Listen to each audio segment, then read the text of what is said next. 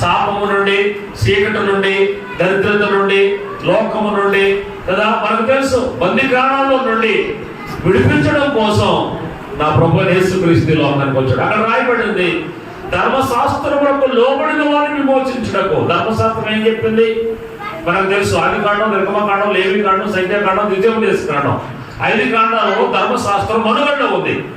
ధర్మశాస్త్రం ఉద్దేశం ఏంటి? కంటితో పాపం చేస్తే కన్ను తీసేయాల, చేతితో పాపం చేస్తే చేయి తీసేయాల, కాలుతో పాపం చేస్తే కాలు తీసేయాల, ఒకడు గుద్దాడా 2 గుద్దులు గుద్దేయాలా. మీకు అర్థమైందా? ఒక దెబ్బ కొట్టాడా, చెంప దెబ్బ, 2 చెంపలు వాయించేయాల. పంటికి పన్ను, దెబ్బకి దెబ్బ. అలాగే కనుక ఇప్పుడు ఉంటే దాని నుండి విడిపించడానికి, దాని నుండి పరిహరించడానికి, దాని నుండి విమోచించడానికి నా ప్రభువే యేసుక్రీస్తు లోకానికి వచ్చాడు కదా. లోకసువార్త 8:26 మీరు చదువుకుంటే, శాన అనే దెయ్యముతో బంధించబడ్డవాడు యవనస్తుడు. వాడు సమాధుల్లో ఉండేవాడు కాదు, సమాధుల్లో ఉండేవాడు. బట్టలు కట్టుకునేవాడు కాదు.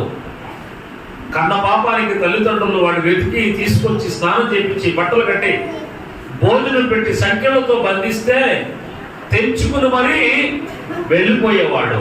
అలా బందికాణాలో సాతాను కవదహస్తాల్లో మగ్గిపోతున్నటువంటి ఆ యవనస్తునికి ప్రభు యేసుక్రీస్తు ఎదురుపడ్డాడు. హ్యాపీ క్రిస్మస్ చెప్పడిపోయారు. Merry Christmas, happy Christmas.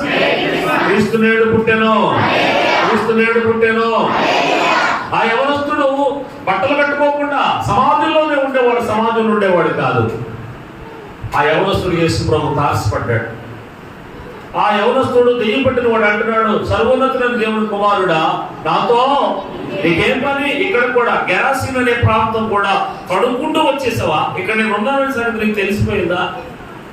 నన్ను ఇక్కడ కూడా బతకనివా నీవు అన్నట్టుగా ప్రభు అడుగుతున్నాడు. వాడి పేరు, నీ పేరేంటని అడిగాడు. వాడు చెప్పాడు, నా పేరు సేన. 6,000కు పైగా ఉన్నాయంట దెయ్యాలు వాళ్ళు. 1-2 దెయ్యాలు కాదు. ఒక దెయ్యం ఉంటేనే సరుణ జీవితం, అలాంటిది 6,000 దెయ్యాలు ఉన్నాయంట వాళ్ళు. ప్రభు ఆజ్ఞాపించాడు.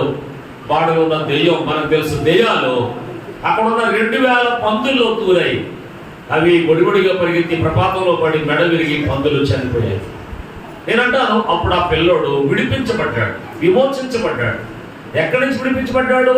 సాతాను కబంధహస్తాల్లో నుండి విడిపించబడ్డాడు. ఇప్పుడు కటింగ్ చేయించుకున్నాడు, స్నానం చేశాడు, బట్టలు కట్టుకున్నాడు, చెప్పులు తొడుక్కున్నాడు, బైబిల్ పట్టుకున్నాడు, ప్రభుని వెంబడిస్తున్నాడు. Happy Christmas.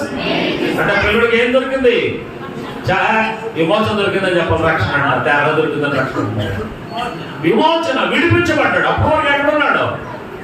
సాతాను కబంధహస్తాల్లో మగ్గిపోయాడు, విడిపించబడ్డాడు. ఇంకొక దృశ్యం మనకు తెలుసు. అపోస్తలుల కార్యగ్రంథం 3వ అధ్యాయంలో పుట్టుకలోంచే పుట్టివాడు శృంగార దేవాలయం దగ్గర అడుక్కుంటున్నాడు. ఒక రోజు రానే వచ్చింది. పేతురు, యోహానులు వాటిని చూసి, కుమారుడా, మా దగ్గర 2 బంగారాలు లేవు కానీ మాకు కలిగి ఉన్నది నీకు ఇస్తున్నామని చెరువు పక్క నిలబడి, యేసు నామములో లే అని వాడు లేపగా వాడు దిక్కున లేచి నిలిచి బంతులు వేసుకుంటూ దేవాలయంలోకి వెళ్ళిపోయాడు. అప్పటి వరకు దేని చేత బంధించబడ్డాడు? అవిడితనము చేత బంధించబడ్డాడు. వయసు 40 ఏళ్ళు. బంధించబడ్డ వాడికి విడుదల వచ్చింది. నేనంటాను ప్రియులారా, మనం కూడా విడిపించబడుదుమోగాక. ఎక్కడ బంధించబడ్డారు? అక్క 12 ఏళ్ల నుండి రక్తస్రావంలో బంధించబడింది. మరొక అక్క వ్యభిచారంలో బంధించబడింది. మరొకడు దొంగతనంలో బంధించబడ్డాడు. మరొకడు అరాచకంలో బంధించబడ్డాడు. బంధించబడ్డ వారిని అందరినీ విడిపించుటకు నా ప్రభు యేసుక్రీస్తు భూలోకానికి దిగి వచ్చాడు. Happy Christmas, merry Christmas. ఒకటి దత్తపుత్రులు కావాలని, 2 విమోచించాలని.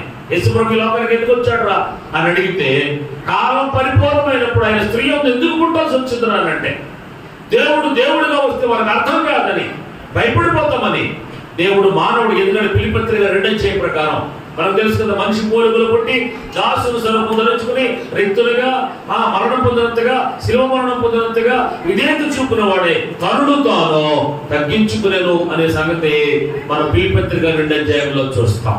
నేను ఎందుకు మాటలు చెప్తున్నాడో తెలుసా?